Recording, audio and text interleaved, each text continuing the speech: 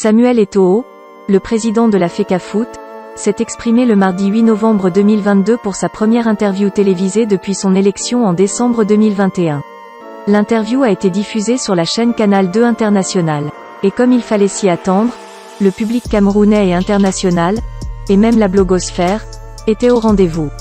Résultat, les débats n'en finissent pas sur les réseaux sociaux, à tort ou à raison. Au-delà des polémiques, et loin des passions, un de nos experts revient sur cet exercice de communication et nous livre son décryptage. Serez-vous d'accord avec ses conclusions? Laissez-nous votre point de vue dans les commentaires.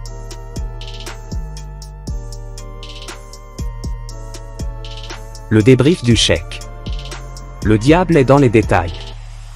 La sortie du président de la FECAFOOT du 8 novembre était juste moyenne. Elle n'a pas ajouté quelque chose de nouveau sur sa personnalité, ni retranché. Il est resté constant sur ses forces et ses faiblesses. 1. Le lapsus récurrent sur le jeu nous trahissait bien la lutte intérieure qu'il se livre à lui-même, contre lui-même, donc en réalité qu'il se sait toujours au centre de l'univers, voulant montrer au monde le contraire. La manœuvre consistant à vouloir se faire passer pour l'employé des délégués, n'a pas été naturelle. Un peu comme de l'air pollué conditionné. 2. Le rappel de sa générosité jadis discrète vis-à-vis d'un artiste, était malvenu et prouve bien que cette générosité aurait pu être un désir de domination, se drapant des oripeaux d'une vertu mesquine. Il n'était alors nullement nécessaire de faire chuter sa belle image en écrasant cet artiste relativement insignifiant. Son désir de gagner, de prouver qu'il gagne et de vouloir à tout prix que tout le monde dise qu'il a gagné, est sa principale détresse. 3.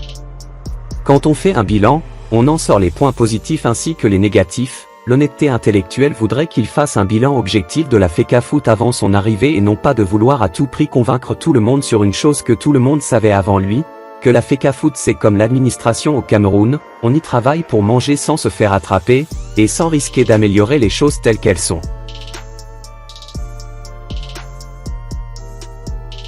Mais passé cela, aurait-il pu faire des changements si rapides si tout était complètement noir?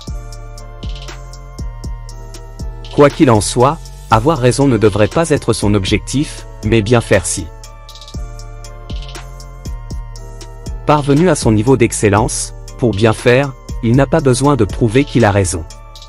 Qu'il fasse. Et il fait bien.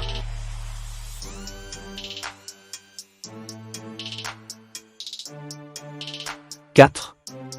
J'aime l'assurance de cet homme, sa détermination et sa vision très claire de ce qu'il veut de comment il y arrive. Sous ce rapport c'est un exemple à faire suivre à nos enfants. Cette image est restée constante durant l'interview.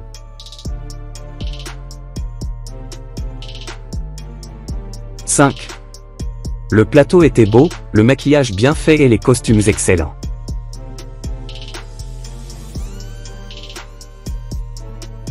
6. La sortie s'inscrit bien dans le narratif global du personnage, est-il cohérent? Ce qui, en synthèse revient à dire, qu'on dirait que le personnage a du mal à évoluer dans son fil narratif. Il semble avoir épuisé toutes ses qualités pour parvenir à ce niveau. Autrement dit, en marketing on dirait que son image a atteint la phase de maturité. Quelle sera la suite? Aux stratèges d'en décider. Soulignons que ceux qui affirment péremptoirement que le journaliste n'était pas au niveau, sont un tout petit peu hors sol. Dans une opération de communication, et c'en était une, le journaliste, n'étant pas la star, doit être lisse, même si pour ce faire, il doit faire l'idiot. Bravo donc à tous les deux.